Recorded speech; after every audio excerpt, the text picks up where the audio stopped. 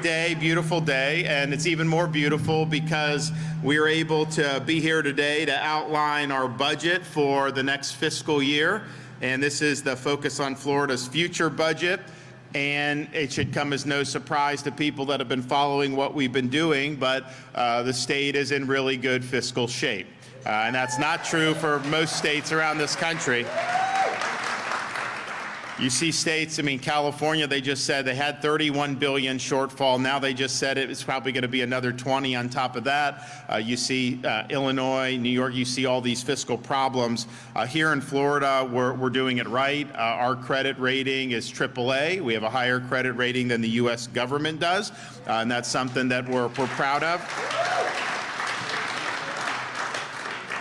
We've had an approach that has been fiscally responsible. If you look at the state of Florida compared to New York State, we have millions of more people. Their budget is twice the size of our budget. And yet, when people come from there to here, they will say that we have better services, better roads, and of course our schools are performing higher there. So where is all that money going? I don't know, but we're doing what we need to do in a very fiscally responsible way. We've cut taxes every year since I've been governor and have had record tax reductions, and yet still managed to run big budget surpluses. And we have, since I've become governor, paid off 25% of our state's total debt that it's accumulated for all of its history. And that's something you don't see many other states doing. And you certainly don't see Washington doing that, I can tell you that. We're also the #1 state for economy, according to CNBC. We rank #1 in education freedom, newly ranked #1 for talent development, #1 public higher education system, #1 for net migration every year since I've been governor, #1 fastest growing state. First time Florida's been the nation's fastest growing state since the 1950s, #1 for new business formations, and that's been true every year since I've been governor. We have the best GDP growth amongst all large states. We have the lowest unemployment amongst all large states. In fact, Florida, California, we're at 2.8%. California's at 4.8%, so 60% higher unemployment in California than in Florida. We've recently also been ranked #1 for entrepreneurship, which is very good. And then U.S. News and World Report, we're ranked #1 overall for education, which was not always the case in the state of Florida. Adding all that, quality of life, our crime rate is at a 50-year low in the state of Florida. That's certainly not true in a lot of these other states and what they're doing. So we have done it right.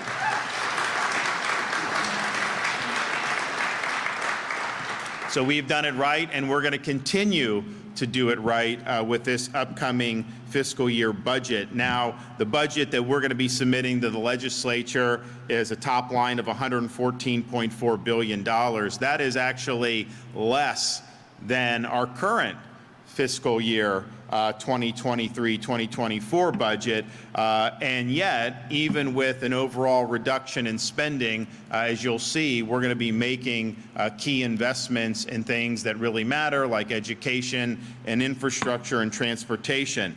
With our budget, we will have a surplus reserve amount that is $16.3 billion. Now, typically when we do these announcements, we say, here's what we anticipated being. But what's happened is the last 3 years, it always ends up being more, because what happens is the economy here does better than in other parts of the country. So you end up bringing in more revenue, even though you're reducing taxes, because you're broadening your economic base. So I would anticipate that we likely will end up with more in reserve at the end of this. For example, this current fiscal year, we're now into December, so we have the numbers July through November.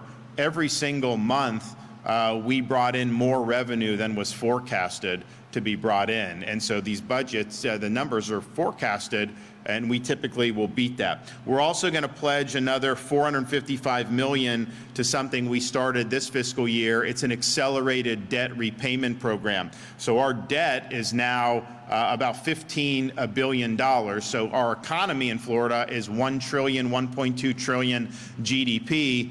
and the state debt is only 15 or $16 billion. That is a minuscule amount in terms of debt to GDP ratio. Compare the federal government, the debt is 33 trillion, the US economy is only like 26 trillion. So the debt is bigger than the US economy. We are about 1% of our debt compared to the Florida economy, and maybe not even that much depending on how you calculate it. So we're going to continue to be aggressive in repaying debt.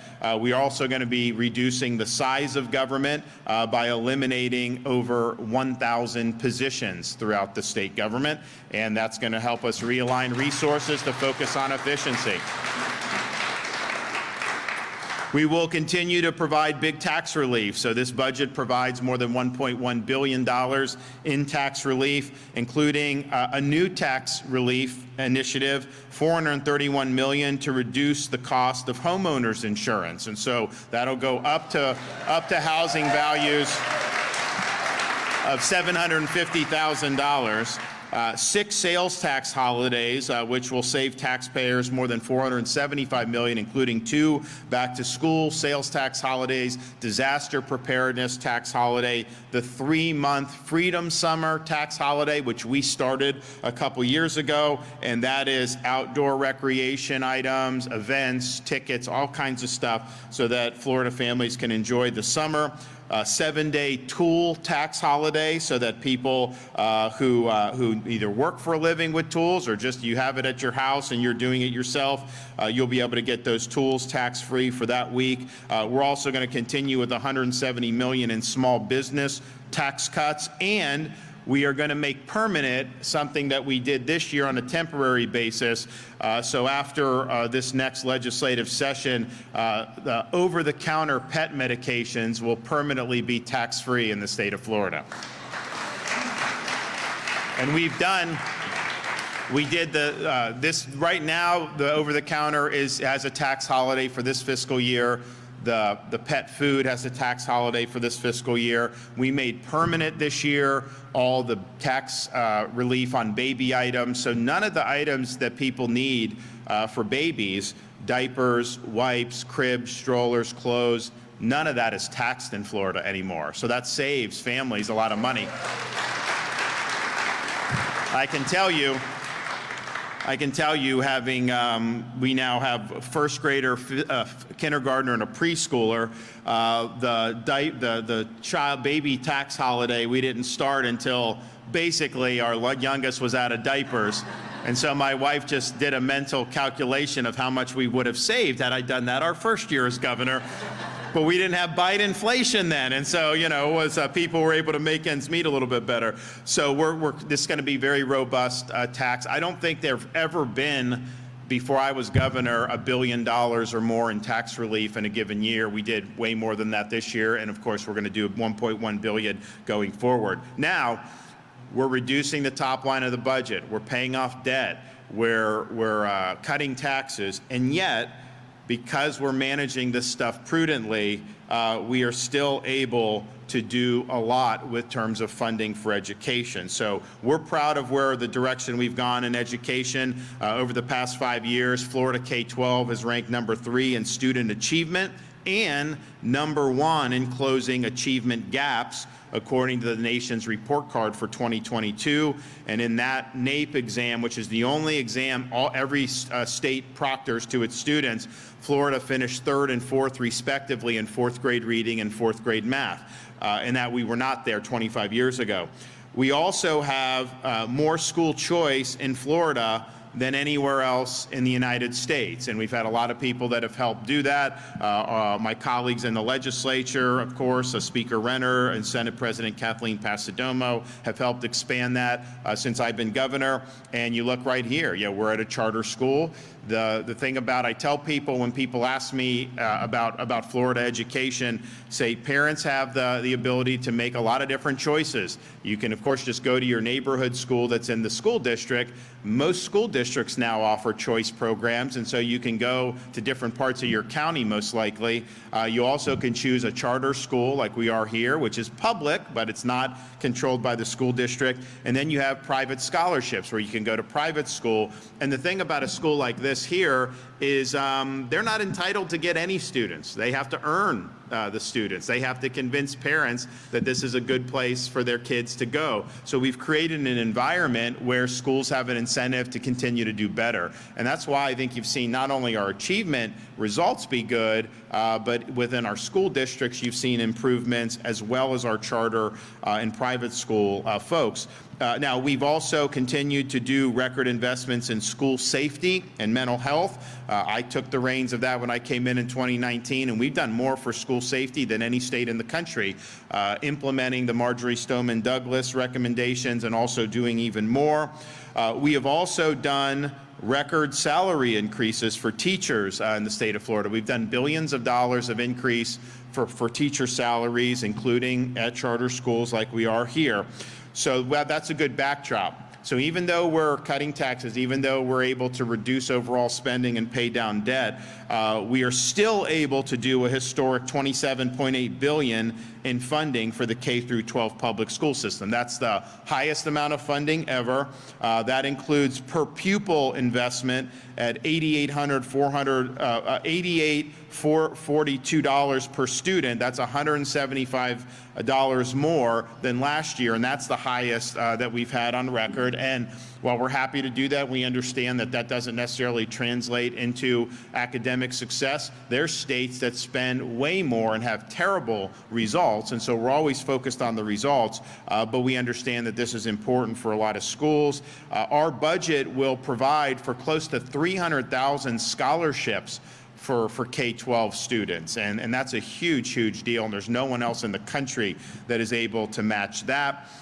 We want to make sure that we're going to continue for school safety, so we have overall money for that, but we're also going to continue to provide resources for Jewish day schools, which unfortunately in this day and age can be targeted, and we've done a lot to make sure that doesn't happen in Florida, but you see what's going around in the country right now. It's really, really sad to see some of the outpouring of hate regarding our Jewish community. Budget also provides another $10 million for the newly created nonprofit security grant program. So this allows houses of worship, schools, and community centers with resources to help with security and to help with safety. We are continuing our mission to raise teacher salaries. So this budget includes $1.25 billion that has to go to teacher salary increases. It's a categorical in the budget. We don't want it spent on bureaucracy or red tape. We want it to go to teachers, and so that's a $200 million increase over the current year budget. We're also going to do $1.6 billion for early childhood education, including $450 million for voluntary pre-K programs, and we are going to continue to set aside $10 million to recruit veterans and first responders to join the teaching profession here in the state of Florida. And that's something that I think is going to be meaningful to a lot of students to be able to have teachers with that type of experience.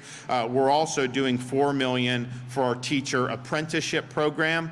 You can sit there and go to school, and that's fine, and I know you need to do that, but the way you learn is really to be doing it, and this apprenticeship program gives would-be teachers the ability to be able to do that. We've also been proud to take the lead on ensuring robust American civics education throughout the state of Florida. We have more standards in high school. We have a test that students take before they graduate that's modeled after the citizenship exam. We also created a program called the Florida Civic Seal of Excellence, which gives $3,000 bonuses to every teacher that goes through this civics training program. And this is a program that we got people from Hillsdale College and Heritage Foundation, all these people to come to provide a course that talks about the foundations of this republic.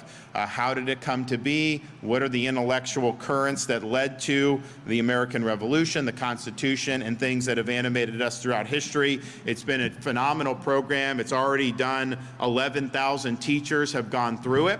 And the thing is, you don't even need to be a civics teacher, because these are ideas and principles that are important for almost anything that you're doing. So we encourage all teachers to do it. So we are going to do another $52 million for all of our civics programs, including the teacher bonuses, including our speech and debate initiative. And we're going to continue to stress the importance that when we graduate students from our school system here, we don't want them to be blank slates. We want them to understand what it means to be an American citizen.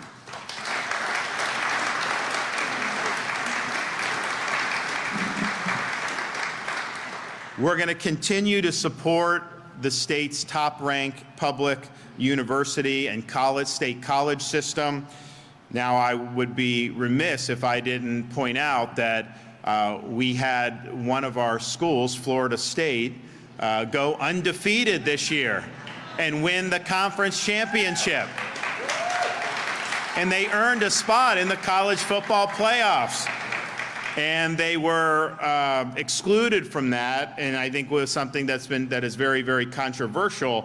Now, I don't know what all goes into that decision making. I know a lot of people have been disappointed. I know the school and the Board of Governors are looking to see, is there anything that can be done? I don't think there would be anything where they could get relief prior to the tournament, obviously, but in terms of going forward, and I don't know if there is. But what we decided to do, we're setting aside $1 million for any litigation expenses that may become as a result of this really, really poor decision by the college football playoffs to exclude an undefeated team who won a big Power 5 conference championship. And look, I'm as governor, I didn't go to any of the Florida universities, and so I've said from the beginning, I just want us to get back to where Miami, Florida, and Florida State were always competing for the national championship. I want more of our blue chip high school recruits to stay in state and all that, and that's kind of been what I've done. But the fact that we live now in Tallahassee and in the governor's residence, my first grader, my fifth grader, and my preschooler, what they know is Tallahassee, and so they are all Noles, and they are big-time fans, and they do the tomahawk chop, and they were not happy on Sunday when Florida State was left out on that college football special selection show. So it's unfortunate that we have to even do that, but we are going to put aside $1 million and let the chips fall where they may on that. I know and now they're going to go forward, and it's going to be a larger playoff, which, you know, I think maybe is probably too many teams, because there's a happy medium between having a playoff, which I think we should, to where the regular season doesn't mean as much anymore. I mean, to me, it's like if you win and you're undefeated, that should mean something. I mean, that should really be significant. And they're telling us that it doesn't, that other factors matter more. So that's just not how I would approach it. Nevertheless, we are going to continue to ensure that our higher education, and you know what, and I got to thank Florida State, because I used to kind of joke with trustees, some of the college presidents in the past, because Florida, the state of Florida would be able to say, we've done so well in higher education. I mean, Florida State is ranked in the top 15 public universities, University of Florida, number 5. Wall Street Journal even ranked University of Florida #1 public in the country. So you have all this stuff, and it's good, and there's a lot of excitement about that. And all I would say is, you know, I like those academic rankings. I just want the football rankings to match that. Florida State delivered on that. I mean, they did everything that we could have asked for them to do, and I think that they're going to continue to do well as a program. And that makes it exciting when these teams are doing well. It really makes it fun to be in Florida during the fall football season. Now, we are going to do, for the whole university system, we're going to continue to support, but we're supporting in ways that make sense. We are going to fund, of course, the Bright Futures Scholarship Program, and so that's a $603 million investment. And in Florida, Bright Futures, you basically go to school for either free or very, very reduced, depending on the level of scholarship you get, and that's depending on your performance as a student in high school. But to be able to go and have virtually no debt and get a degree from a prestigious university, you don't have that option very many places in the United States. You do have it here, and part of the reason you have it here is not just the Bright Futures, but it's the fact that we have not allowed them to raise tuition since I've been governor. So the tuition's the same today as it has been in years past. We're going to continue to hold the line on tuition. What I've found is when universities raise tuition, they just use it to increase administrative bloat and bureaucracy and red tape. It doesn't actually increase the value of the education, and in fact, a lot of that never sees the inside of a classroom. So we're holding the line on tuition. We also eliminated DE&I from our public universities, so that's a bureaucracy that can wither and go away. That'll save money, and it'll save a lot of positions as well. And that's the thing. When you look at the rising tuition around the country, a lot of that is being used to fund this DE&I, which is very discriminatory, very divisive, and that's part of the reason you see some of the nonsense you're seeing on college campuses with Hamas sympathizers, because people are programmed to think in ways where it's really divisive, rather than treating people as individuals and judging them based on merit, which is what we do in the state of Florida. And so we're not going to do what they do in those other places. So we're doing that. It's affordable, it's high quality, and that's what we want to be able to do. So we're funding the college system, the university system. We have $150 million for faculty recruitment and retention at our state colleges and universities. So, I have everyone's been complaining for years about college professors and trying to indoctrinate and all this other stuff. And for our sake, for Florida, that's not what we want with your tax dollars. I mean, we want academic rigor. We want the pursuit of truth. So we created a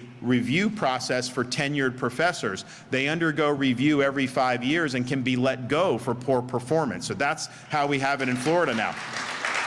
So, and you're seeing there's been gnashing of teeth about this in the media and stuff. Oh, some of these professors are leaving, this or that. But just understand, if you have Marxist professors leaving, that is a gain for the state of Florida. That's not a negative. I mean, we want to make sure we're doing well. But we also understand that we do want high quality folks, and we want to be able to compete for folks that really believe in the academic process and doing it the way higher education was originally envisioned. So we have $150 million set aside to recruit new faculty and to retain good faculty at our colleges and universities. And I think that's really, really important. And so nobody is really, everyone complains about the rot in higher education. You see it when the Hamas attacked Israel. You have these protests. I know, look, I joke around, this is true, especially, as a Republican. I'm one of the few people in this country that got through both Harvard and Yale and came out more conservative than when I went in. That's not easy to do. But even thinking back in my days, it was definitely very left. But I don't think back then that if there was a terrorist attack that you would have seen students and faculty going out to celebrate that. I don't think you would have. I think we've really lost our way even more.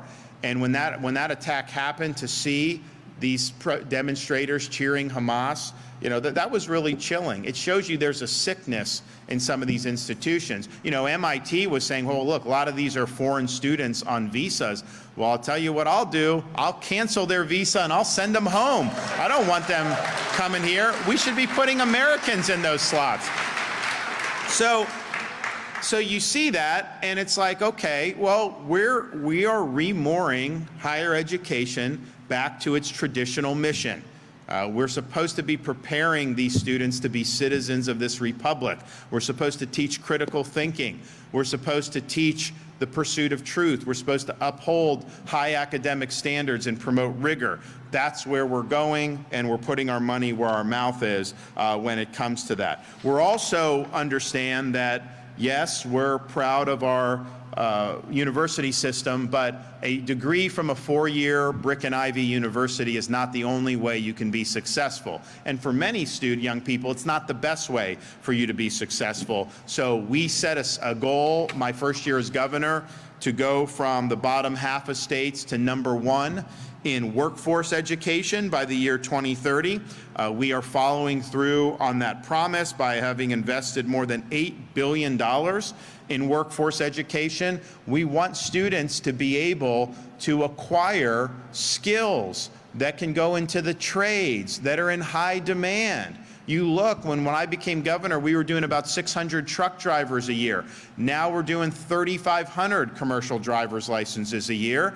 These are folks that are making 6 figures. There's a demand for this. Welding, electrical, aviation mechanics, you name it, we're creating where students can get certified when they graduate from high school. That is a huge, huge thing, and they have opportunities to do very, very well with no debt. And the thing about it is, when people act like a piece of paper, a degree, is the end-all be-all, that has led to a generation of students that have gone deep into debt. They end up in degrees with some of these peripheral subjects like zombie studies, and then they end up in jobs they could have out of high school anyways, while having all this debt burden. So we don't want that. Obviously, we want higher education to be affordable. It is in Florida for our Florida residents. And oh, by the way, grandparents, you can qualify your kids for in-state tuition as a grandparent in the state of Florida. So you have, you're down here in Southwest Florida, you got grandkids in Wisconsin or Iowa or Michigan, they can get in-state tuition based on their grandparents' residence. We're proud of that, and that gives them an ability to have cheap. So we want to do that. But we also know there's just been way too much debt. There's been way too many false promises that have been made. This workforce education provides great opportunities, great upside. So we have close to $900 million in this budget to support workforce programs, including our CTE program statewide, $200 million to create new CTE subjects and programs, and $20 million to expand apprenticeship programs for high school and college students under our Pathways for Career Opportunities grant program. So we've doubled the number of apprenticeships that we're doing in the state of Florida just in the last few years, and that's the type of thing that the best way to learn is to do. And so we're working with businesses, we're working with other folks to be able to slot in these students to be able to acquire the skills right there in action, right there on the job. So we're going to continue doing that. I think that's a great way to move forward as a country. We're also understand that some of the things that we've seen on college campuses with respect to anti-Semitism is unacceptable. We have done a lot in Florida to ensure, and we're fighting now with the Students for Justice for Palestine, which we're delisting because they're common cause with Hamas, and I don't have time for that. We're not going to deal with that. So we're fighting that and all this stuff, but we also understand that there's other things we need to do. So we're doing $1.35 million for Florida Holocaust Museum and full funding for Florida Holocaust Task Force and the Holocaust Memorial in Miami Beach. We want these students, and we want everybody, but particularly some of these ignorant college students, to understand why we say never again.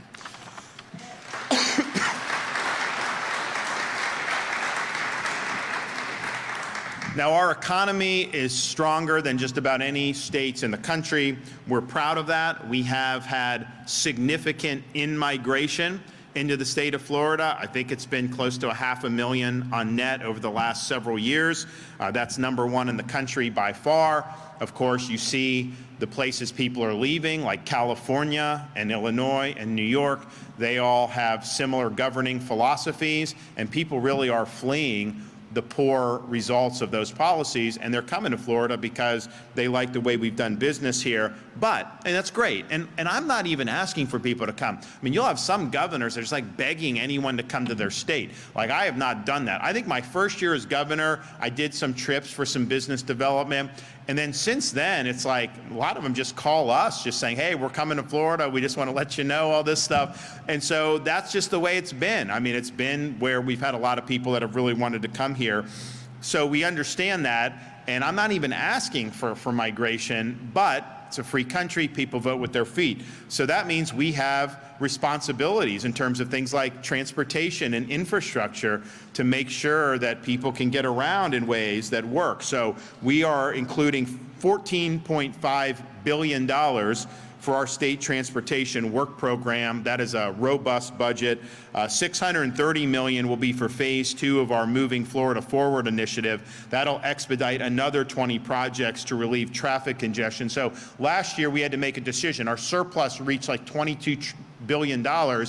And you don't want to run deficits, obviously, but you also don't want to run too big a surplus, because that means that this isn't being allocated properly. So we did the big tax relief, of course, but we also set aside $4 billion of that surplus to accelerate a lot of these transportation programs. So there's going to end up being projects that would have taken 20 years that'll be done in 5 or 6. And that's going to make a big difference as the state's growing, because even though we're laying pavement, even though we're fixing things, it's very tough to keep up with the pace. And so by moving that money forward, that allows us to try to get ahead of this. So we're going to continue to do that with this budget going forward. And I think it is going to make a difference. There are some spots in Southwest Florida, but I'll tell you, there's some spots in like Central Florida where you just get stuck. So we're going to work to get that and alleviate that traffic. It's very, very important. We're also going to do things like $100 million for the Job Growth Grant Fund. So that's a fund that I have as governor that I can use for workforce, I can use for infrastructure, and I can use for economic development. So for example, we recently just did about $20 million to help facilitate the production of more semiconductors in the state of Florida. And it's been something that we've been supportive of because it has geopolitical implications. It has a lot of implications to be able to do. When I was debating Newsom, he tried to say that that was Biden that did it. I'm like, what are you talking about? That came from the Job Growth Grant Fund. And there was even a media, of course, not getting it right, that was trying to say that this is somehow money from Biden. It is not money from Biden. It is money from the state Job Growth Grant Fund. We saw that as being something that was beneficial, so we put resources there. We've also done things to create more infrastructure, training programs, you name it, but that's been money well spent. We're going to continue to fund Visit Florida with $105 million, $175 million for the Small Business Credit Initiative, $25 million for the Rural Infrastructure Fund, $100 million to expand broadband internet access, $88 million for Small County Outreach Program, and fully funds workforce housing initiatives with $400 million to continue to support the Live Local Act, which was Kathleen Passidomo's signature legislation in this year's legislative session. And honestly, it's working. Sometimes when things are done, you can look at data, and that's important, and it's not necessarily something that can be substituted, but it's also just like when I'm in different parts of the state and I keep hearing that Live Local, these people like, hey, we're going to be building more housing, then you know that it's having its intended purpose. And ultimately, part of the housing rents and all that is just the inflation, which has just been bad for everybody, but part of it is you need more supply. You need more supply in areas where people that are cops and teachers and nurses are able to work in the community, or able to live in the communities that they work. So she did that, I think, in a way that's been very, very successful. So we're going to continue to do that. Environment. We've done huge for environment since I've been governor. Everything I promised I would do, I've delivered, and we over-delivered on the promises for water quality, Everglades restoration. We're going to have these reservoirs completed. We're going to continue to have more water flowing south through the Everglades to Florida Bay as God intended. And we're really showing that you can take a massive, massive restoration project of a huge magnitude and actually get it done. And it had been languishing for many, many years, and we came and we got it done. So we are going to continue to do this. There's more than $1 billion in this budget for those types of projects to send water south, protect our springs, protect our waterways. We also we've seen with some of these storms, the toll it can take on coastlines in Florida. So we're doing $157 million to support the resiliency of our coastline and $50 million for beach renourishment. When Ian came through Southwest Florida, there was obviously understandable focus on this part of the state, but it went through the entire state and left in the Atlantic Ocean off the east coast of Florida, and like Daytona Beach. You go to Volusia County, and it had probably gone 100, 200 miles over Florida, they had massive dunes wiped out. They had serious problems with their coastline for a storm that had gone all the way across Florida. So this is a big deal all around the state of Florida. We're also going to provide $175 million to protect Florida's prized properties and $100 million for the Rural and Family Lands Program to protect important agriculture lands. That includes $20 million for citrus research and to support the Florida citrus industry. Law and order. This budget continues our commitment to ensuring that we are not only just a law and order state, but a great place to be in law enforcement. And we're doing that by continuing our program to offer $5,000 signing bonuses for recruits coming into the state of Florida and either our police, sheriff's departments, or in our state agencies. And we've gotten a lot of press on people leaving from Chicago and New York to come to Florida. And I can tell you, I've not met one of these guys that have wanted to go back. I mean, once they come here, they like it. It's a good quality of life, but they're appreciated by Floridians because we support the people that wear the uniform. I was in California recently, and I ran into one of the police chiefs there in a pretty nice area, and I was like, "How you doing, man?" And he's like, "Oh, I'm doing good. All my police officers want to move to Florida now." And so, you know, we've created, I think, an environment where we're attracting a lot of good people. But that $5,000 bonus is not just for out-of-state coming in. It's also for new recruits. So you could be a Florida resident, you could be going to school. If you decide this is what you want to do, if you're new to law enforcement, we want to use that $5,000 bonus as an enticement for you to choose this as a career. And that's our way of telling young people that serving in law enforcement's a noble cause, that it's an important part of our community, and that you can't have a successful state without having the rule of law prevail. So we're doing $20 million for those bonuses. And we may do, you know, and we've also, so we've done the bonuses, we've also done 3 years in a row, we've done additional bonuses for law enforcement. So we've done a lot. We put our money where our mouth is on all of this stuff, and I think that that's been something that's been really, really good. Emergency management, we're going to continue to support those efforts, including here in Southwest Florida. We still have open disaster declarations, and we're still continuing to process stuff. Some of these things are really long-term. I mean, there'll be money coming into this area for many years coming into the future, and we'll make sure that we're good stewards of that. We're also going to do another $107 million in recurring funds for the My Safe Florida Home Grant Program.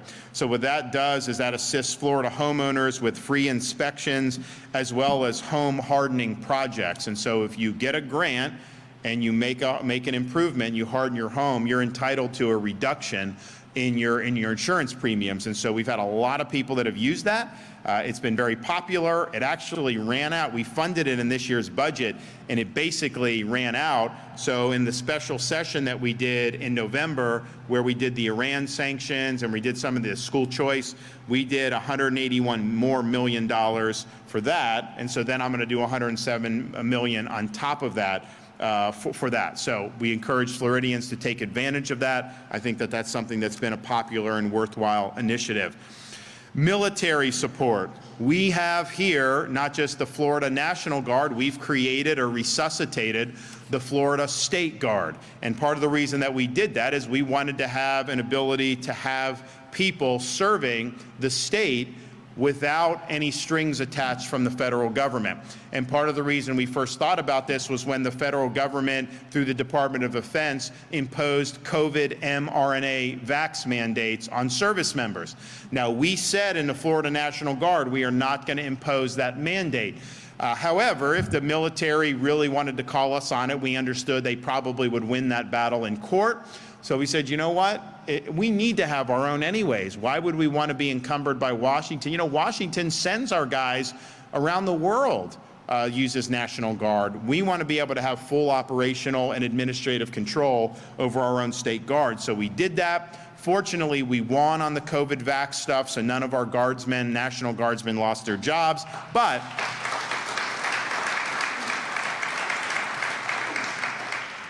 we think that this is something worthwhile. So we had the Florida State Guard responded for the first time in 75 years. with Hurricane Idalia. We're doing another $57 million to help equip, train, and recruit new members.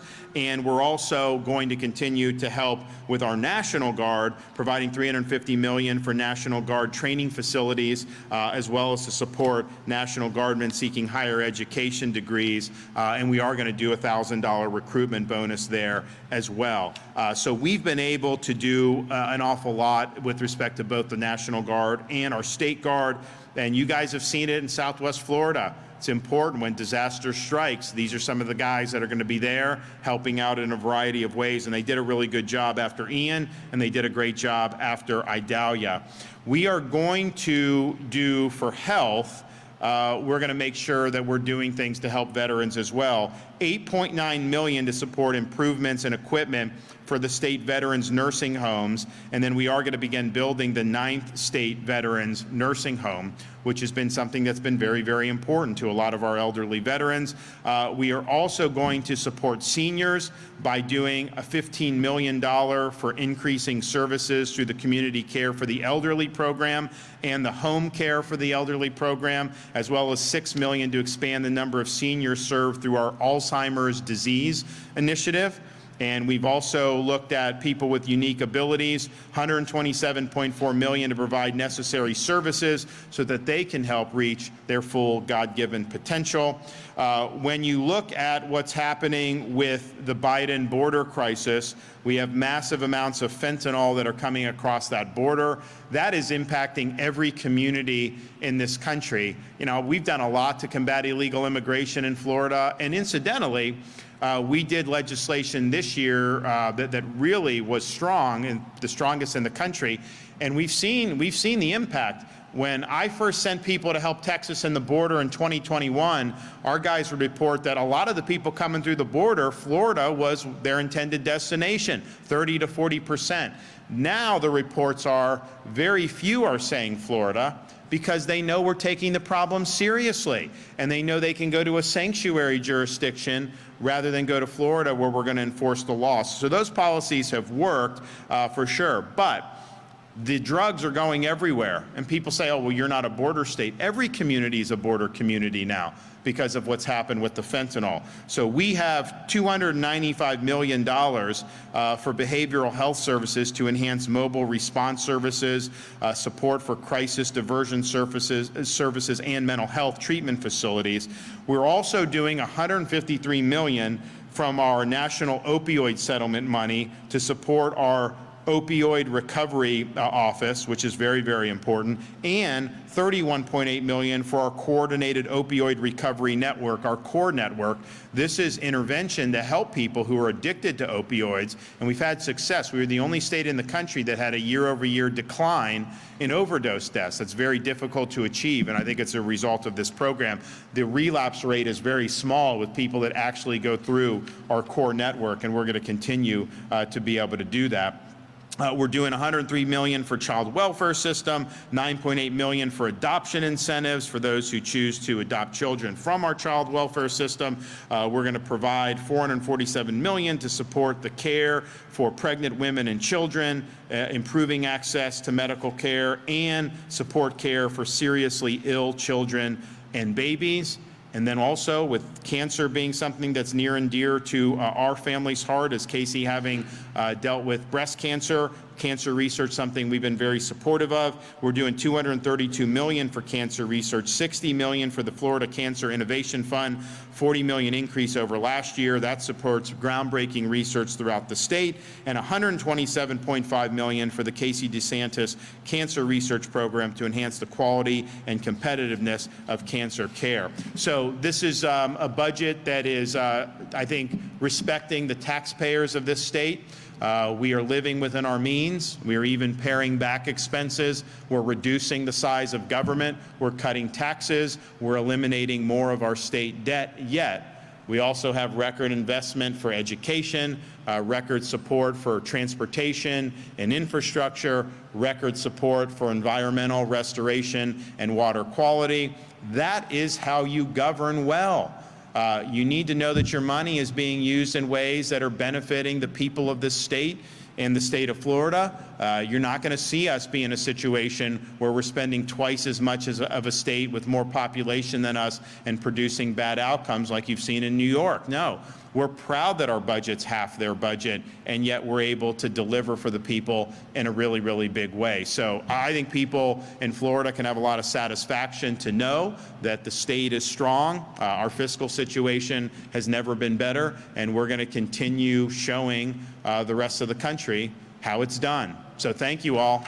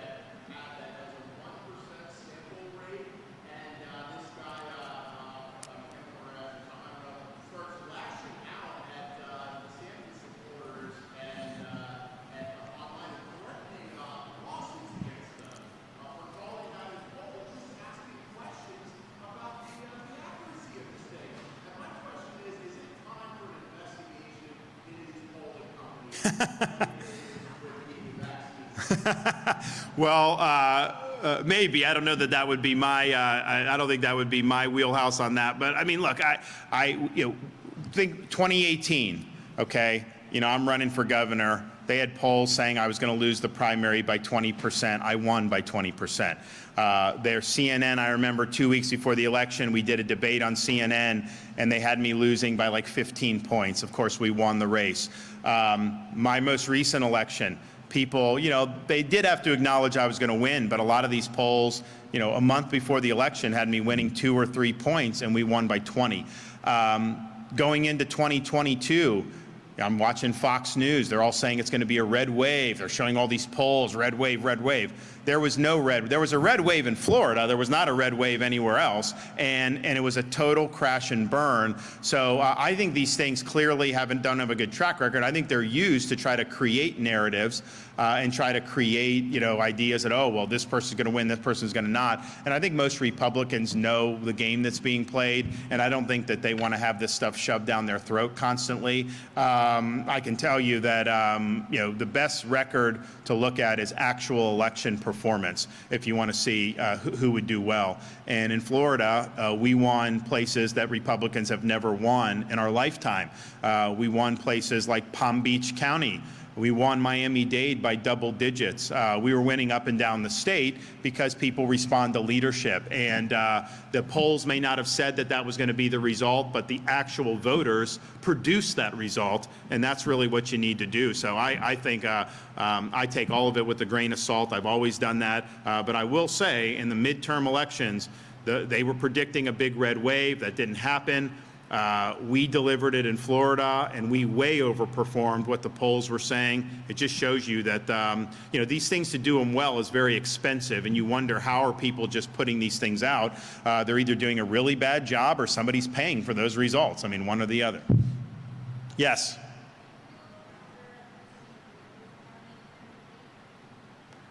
No, I mean, we just did a debate with the governor of California. We got 5.4 million viewers just on the day. They've been doing it since then, and that was 90 minutes to be able to do what I typically do in Florida, and that's beat the left, and we beat him up and down on all these issues, and I've proven to do that. And I'm really the only one that's running of any candidate that has actually beat these people. And we've done that across every subject in Florida. And that's what it's going to take to turn around the country. I mean, to have campaign slogans, to say this and that, and then not produce results or not win the election, that's not going to do the trick. So we have a responsibility to do that. So I'm going to go. I mean, I think there's going to be 4 of us up there.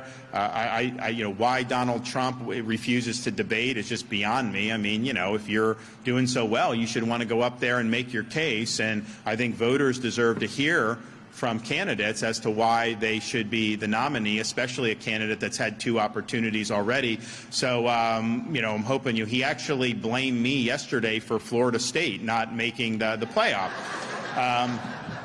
He's also blamed, he's attacked me as saying that New York and Cuomo did better and handled COVID better than Florida. He said he's attacked me for being pro-life. He sided with Disney when we work to protect kids from sexualized curriculum. And so this is what he does. Now he's doing it behind his keyboard on his social media site, which a lot of people aren't seeing what's happening, and the media is not really amplifying, but he's definitely been doing that. So, okay, if you're gonna be a keyboard warrior, get out of your dungeon, get off the keyboard, stand on the debate stage, and let's go. Let's go do it. I don't think he will do it, because I don't think he can stand there for 2 hours against me and come out on top. I think they know that, and I think that's why they're not doing it. So yeah, I'll be there. It'll be fun. But if you're not willing to debate, you know, that just speaks volumes about your record and about not wanting to answer questions. I mean, think about it. You know, we fought Fauci and his administration on COVID. We would not have been open if I had listened to them. They attacked me for opening schools. They told me to close restaurants in the fall of 2020, all this stuff. And he's never had to answer for why he didn't fire Fauci and why he gave Fauci an award his last day in office. I mean, really? You're giving this guy an award the last day in office? Why would you do that? Well, he doesn't want to answer that question or a lot of the other questions. You know, now he's bragging about being supported by BLM. And I'm thinking, like, and he's putting that out there. A lot of people aren't amplifying it, but he's doing it. And I'm thinking to myself, they burnt down cities in this country. You know, people died as a result of that. They did billions of dollars in damage. That's not an endorsement I would want to have from any of those people. And, of course, that happened on his watch. It didn't happen in Florida because we didn't let it happen in Florida. We called out the National Guard and said, you riot at your own peril. We are going to hold you accountable. And that's what you have to do as the executive. You can't let cities burn down. So I think you owe it to the people to debate. Yes.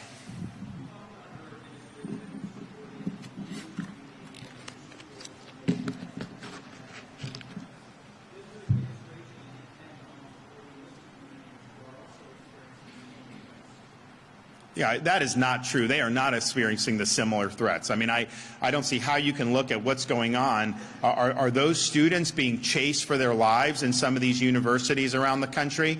Do you look at what? I mean, they had the pro-Israel rally on Washington, D.C. I didn't see any hate there. I saw American flags. I saw Israel flags. I saw that. I think that's a totally false equivalence.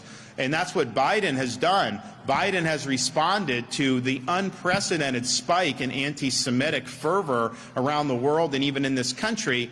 He's responded by saying that the real problem is Islamophobia. They are not the same things. That's just not what's happening like it's happening here in the United States. And in Florida, obviously, we have areas that are targeted. So I don't think those are the same. And I think that, you know, there's one vein of hate that is predominating over all others right now, and that is anti-Semitism. And yes, it's way worse from what we've seen since October 7 than I think even people who were very concerned about this issue would have thought before.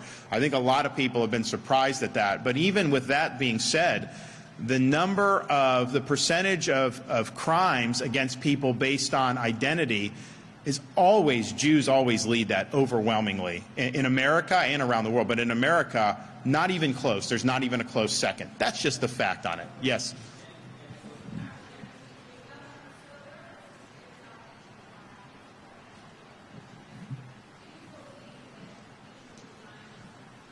I've already said yes. Yeah, I've already said that. I said that the other night when it came out. It's look, you're innocent until proven guilty. There's clearly things that are lodged against people that aren't necessarily true. But I think when you have an investigation of crimes of this magnitude, I think that the mission has to come first. It is not helpful to the mission to have this hanging over his head. And so I've said he should step aside. Paul Renner, the Speaker, Kathleen, Senate President. I think most people acknowledge that it's just an untenable situation when you have things like that there, and so we'll see what ends up happening. But I don't know that you have any real standing with that hanging over you. Yep.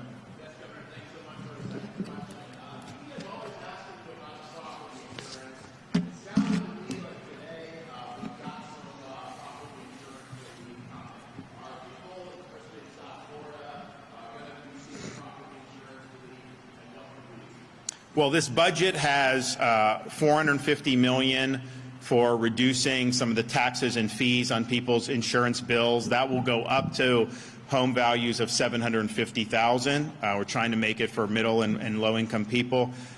We are also doing the My Safe Florida Home program. So between what the legislature just did and what we'll do, that'll be ended up being $290 million, where you get grants, make improvements to your home, and then get lower rates. And then just the overall picture since the reforms were done in about a year ago and kicked in this year, we now have 7 companies that have either entered the market or that are looking to enter the market.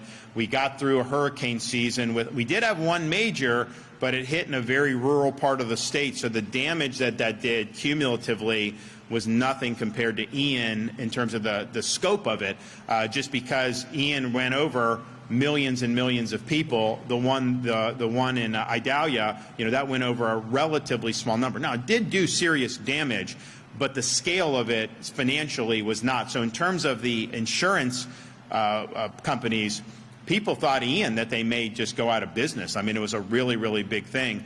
This is something that I think people say that, the state got through this season pretty good.